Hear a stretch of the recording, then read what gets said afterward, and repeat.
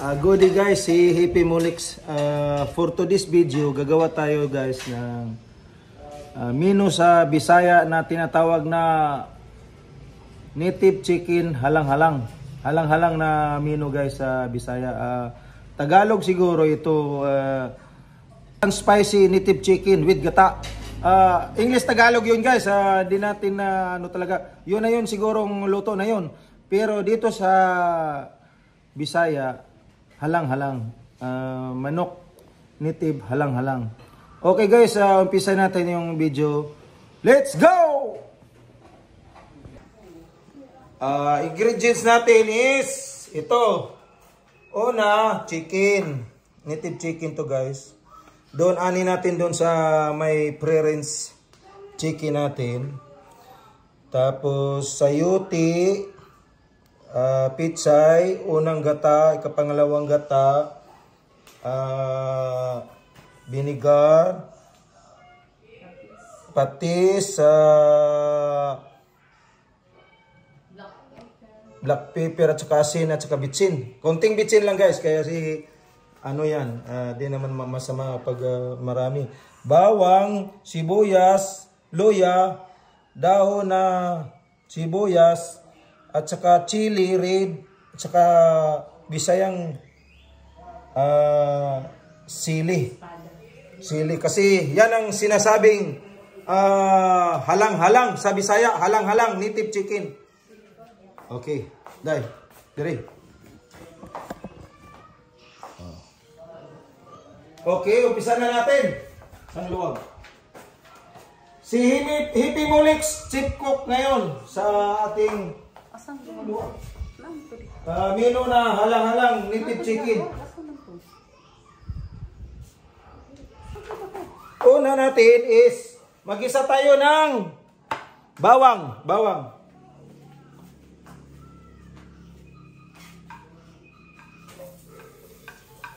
I-focus dito. Focus dito yung ano. Tama yun eh. Focus na nga eh. Dire ba? Dire. Bawang. Ano muna natin? Yung tama-tamang mag-brown siya, maluto siya.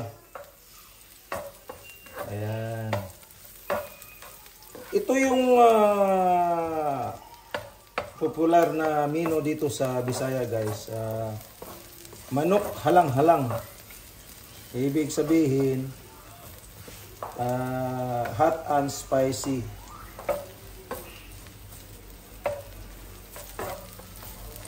Timpla natin yung apoy. Okay, tama lang. Ngayon, hindi pa na naluto. Lutuin muna natin yung bawang. I-adjust natin yung apoy kay marang mahina. Yo! Lakas-lakasan natin. Anong mas maganda pag ang oil natin na gagamitin guys is yung cholesterol free, kasi alam mo naman na mga mantika na ngayon, makolesterol. Ngayon, sunod na natin yung sibuyas. Yan.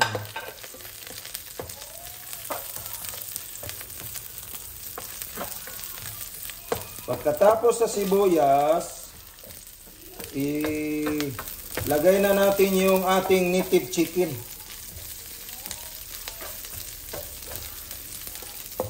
Yan, medyo luto na. Yan, mabango na siya guys. Mabango na.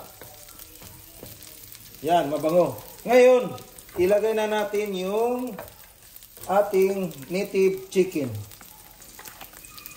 Wow, yan. Itong menu natin is, itong lulutuin natin guys is good for pwede na yata 5 person to. 4 person lang yata. Timit guys. Tubig prepare sa sabaw, tubig. Lagyan na natin ang sabaw to ngayon pag after gisa guys, para palambutin na natin muna kaunti, pakuluin muna natin bago isunod ang mga ingredients na kulang. Takpan muna natin kantay para mag-absorb yung bango at sarap ng ricados na guys. Chef cook, chef engineer, andito na lahat. Pwede na tayong mag-chef rin. Chef. Sa barko hindi tayo nagluluto kasi meron tayong chef cook. Ngayon dito pwede tayong magluto kaya sarili na natin to. Wala tayong chef dito. Tayo lang pero marunong tayong magluto. Ngayon, yan.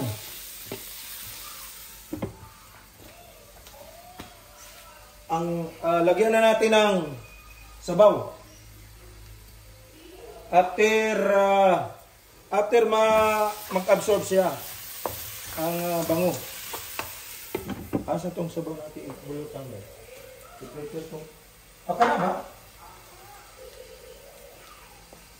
Kanina?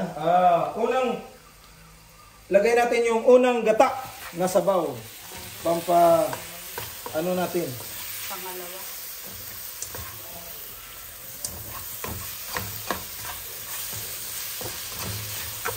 Yun. Pwede na. Pwede na nating ilagay ang sabaw na pangalawa. Yun. Ito ang sinasabi na halang-halang. Ngayon, pakulo muna natin yan guys ha. Lagyan na natin ng kaunting asin. Ano ko nakalimutan ko nagpatis ha? Ganun mayroon. Kaunting asin. Yan. Tapos, pamintang kaunti. Gamay ako lang. Yan. Para pabango yan siya guys. At saka, ay may patis na pala yan. Pakulo muna natin. Adjust natin yung apoy. Oo. Okay. Yan ang palang pinaka malakas nilang apoy. Yun. So, pakulo muna natin na tamang-tama rin na ano rin natin yung chicken. Malambot rin siya kaunti. Hindi naman yung pakulo na parang magpapalambot tayo ng karning baka. Ano lang to? Madali lang yung malambot. Okay. Advertise muna tayo. Shoutout sa mga followers and friends ko. Sana nasa mabuting kalagayan tayo lagi. At saka huwag niyong kalimutang i-subscribe, i-follow yung video ko guys. Kasi para masaya tayong magawa ng content.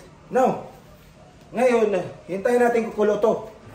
Yan, kumukulo na. Papalambot muna natin. Diyan rin ako. Okay guys. Manok, parang lumalambot na. Bago siya lalambot, ilagay muna natin yung gulay.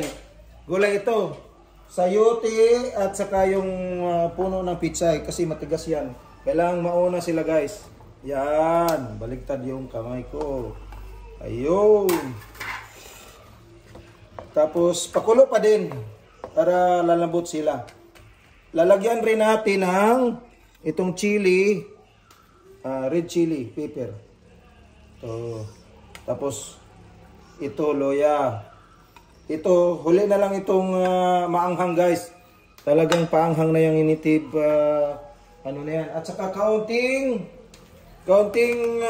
suka. Ayaw ko pala. Tama na. Yan. Ngayon, halo natin. Wow, ang sarap. Halang-halang ng Visayas. Manok halang-halang. Okay, takpan muna natin. Tikman muna natin. Tingnan natin kung malasa. Wow! Ayos! Asan takip? Takpan muna natin na pakulo ulit. Okay guys, malambot na yung lahat. Lagay na natin itong chili guys. Itong focus dito yan. Yan, ito na pinaka-hot. Native na chili. Yan. Lagyan natin ng kaunting, buksan natin. Kaunting gata. Kasi ilagay na to guys. Ito. Ito yung primera gata. Yun.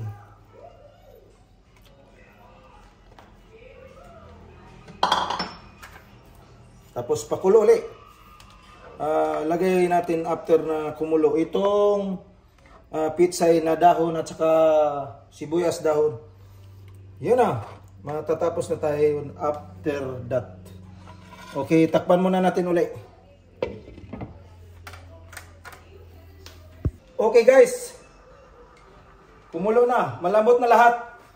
Ang last na ating ilalagay itong dahon at saka dahon ng sibuyas. Yan.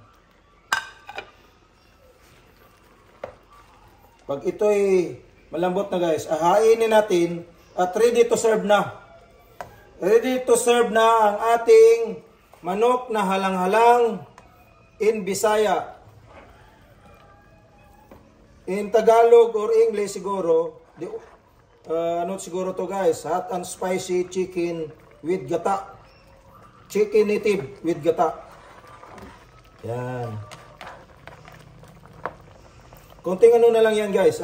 Ilagay na natin to sa lagayan. Ready to serve. Tanghalian na kami. Okay, final tikim. Wow! Sampak gid. The best and the worst. Hippie Molex, don't forget to subscribe. Okay. Okay na? Hi na natin to guys. Oo. Okay. Hi na natin yan. Wow! Halang-halang. Guys, yung mga followers ko guys dyan, nakita nyo na yung chicken ko nasa pre-rinse. Kita, halang-halang na guys, halang-halang. Ito na. Niluto na ni Hippie Molex. Ito. Yan. Ready to serve na guys. Ang ating chicken native halang-halang. Thank you for watching guys. Don't forget to subscribe, like ang ating video para may gana naman tayong gumawa ng video guys.